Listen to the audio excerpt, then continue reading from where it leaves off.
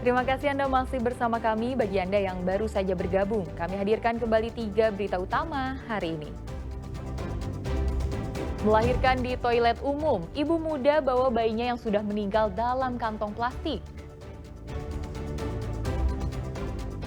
Seekor monyet ekor panjang berkeliaran di lingkungan permukiman Melong Cimahi, warga khawatir diserang. Sambut Hari Kemerdekaan Indonesia, bendera merah putih berkibar di tengah laut.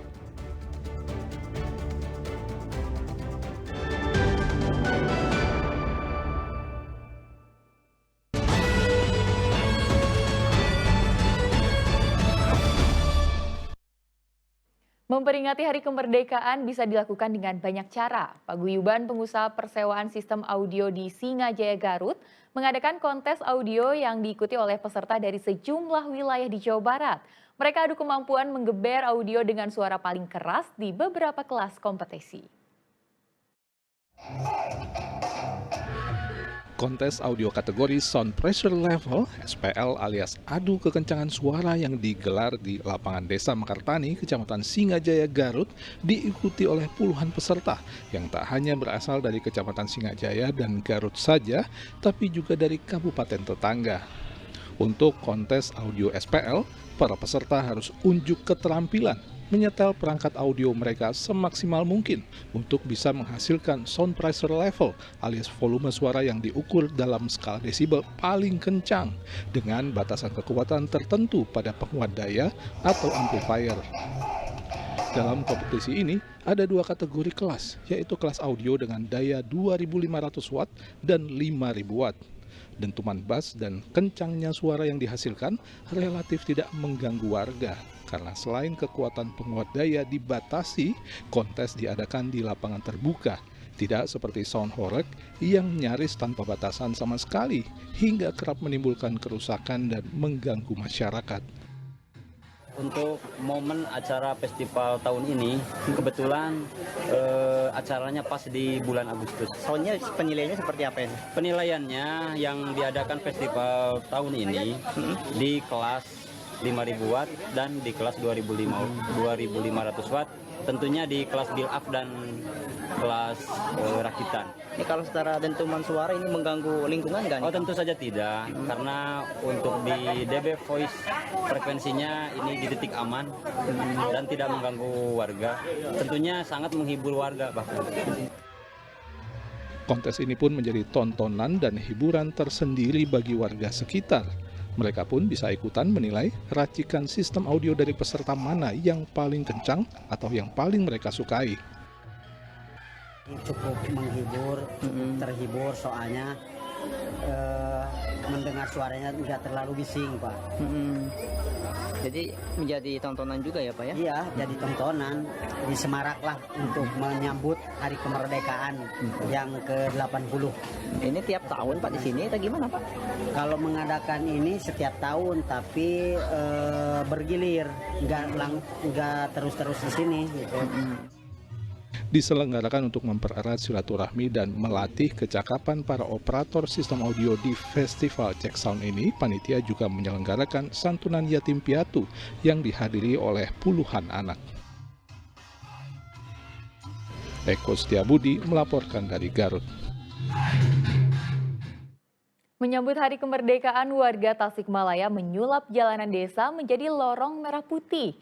Jalan sepanjang 500 meter ini jadi daya tarik wisatawan.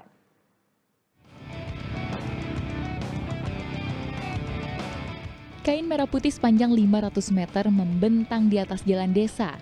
Ditambah hiasan lampu, lorong merah putih ini jadi semakin meriah. Ya, beginilah cara warga Desa Sukamenak, Kecamatan Sukarame, Kabupaten Tasikmalaya menyambut hari ulang tahun ke-80 kemerdekaan Republik Indonesia. Warga dari 2 RT secara gotong royong mempercantik lingkungannya dengan menghiasi jalanan dengan kain merah putih.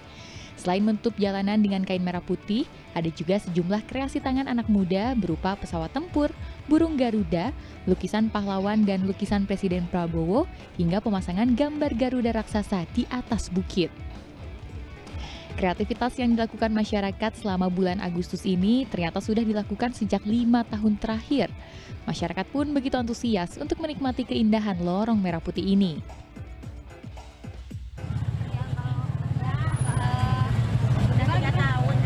setiap tahun. Iya, setiap tahun. Nah, sebenarnya mereka warga datang dari mana aja ini, Bu?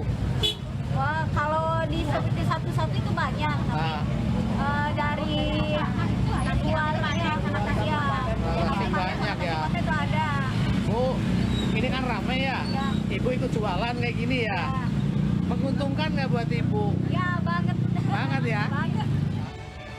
Lorong merah putih akan dipasang selama bulan Agustus. Di tanggal 17 Agustus nanti, warga juga akan menggelar lomba 17-an untuk semakin memeriahkan Hari Kemerdekaan Republik Indonesia.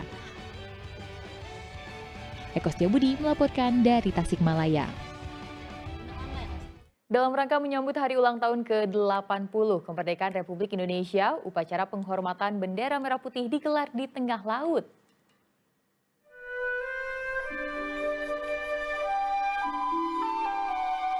Bendera merah putih berkibar di tengah laut. Ya, suasana laut Pangandaran mendadak sakral karena ratusan nelayan bersama polisi menggelar penghormatan terhadap bendera merah putih dengan cara yang tak biasa. Sebelumnya para nelayan berkumpul di kawasan Pos 2 Pantai Barat Pangandaran. Lalu bersama-sama naik lebih dari 100 perahu pesiar yang telah disediakan.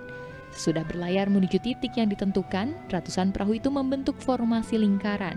Di tengahnya terdapat sebuah paddleboard yang mengibarkan sangsaka merah putih. Penghormatan bendera pun dilakukan dengan hikmat oleh seluruh peserta yang berada di atas perahu. Melihat maraknya, kan, menyemarakkan kemerdekaan 17 Agustus yang ke-80. Jadi pada pagi hari ini kami melaksanakan kegiatan pemasangan bendera merah putih di wilayah pesisir pantai, dan rekan-rekan tadi sudah saksikan juga, selain kita memberikan bendera merah putih, kita juga melaksanakan kegiatan penghormatan tadi adanya di laut. Lebih banyak, lebih kurang kami sudah memberikan bendera selain di laut maupun di darat, itu lebih kurang sekitar 17.845 bendera yang sudah kami berikan kepada masyarakat yang ada di Kabupaten Pangandaran. Sebanyak 17.845 bendera merah putih disebarkan oleh polisi kepada masyarakat untuk dipasang di berbagai wilayah di Kabupaten Pangandaran. Jadi kita bikin farmasi, mereka berputar, kemudian penghormatan merah putih gitu, dan mereka semua serentak pengibaran. Baru kali ini saya juga di tengah laut bersama, sekalipun kondisi anginnya agak kencang sedikit, tapi ya bisa. Upacara pengibaran bendera merah putih di tengah laut ini menjadi simbol kecintaan masyarakat pesisir terhadap tanah air. Eko Setiabudi melaporkan dari Pangandaran.